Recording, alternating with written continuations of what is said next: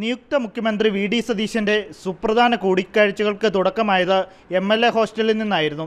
Kerala Congress chairman PJ ജോസഫിനെ കാണാൻ MLA ഹോസ്റ്റലിലെ ചന്ദ്രഗിരി ബ്ലോക്കിലെ 501 നമ്പർ മുറിയിൽ വി ഡി സതീശൻ നേരിട്ടെത്തി. മന്ത്രിസ്ഥാനങ്ങളുടെ എണ്ണം സംബന്ധിച്ച് ചർച്ചകളും നടന്നെന്നാണ് സൂചന. MLA ഹോസ്റ്റലിൽ നിന്ന് നേരിട്ട് പോയത് അന്തരിച്ച മുൻ സ്പീക്കറും മുതിർന്ന കോൺഗ്രസ് നേതാവുമായിരുന്ന G കാർത്തികേയന്റെ കുടുംബത്തെ കാണാനായിരുന്നു. കാർത്തികേയന്റെ വസതിയിലെത്തി കുടുംബാംഗങ്ങളുമായി അദ്ദേഹം സ്മരണകൾ പങ്കുവച്ചു. രാഷ്ട്രീയ കേരളം ഉറ്റുനോക്കിയ കൂടിക്കാഴ്ച നടന്നത് ബേക്കർ ജംഗ്ഷനിലെ വാടക വീട്ടിലായിരുന്നു. പ്രതിപക്ഷ നേതാവ് പിണറായി വിജയനെ അദ്ദേഹത്തിന്റെ താൽക്കാലിക വസതിയിലെത്തി നിയുക്ത മുഖ്യമന്ത്രി വി ഡി സതീശൻ സന്ദർശിച്ചു.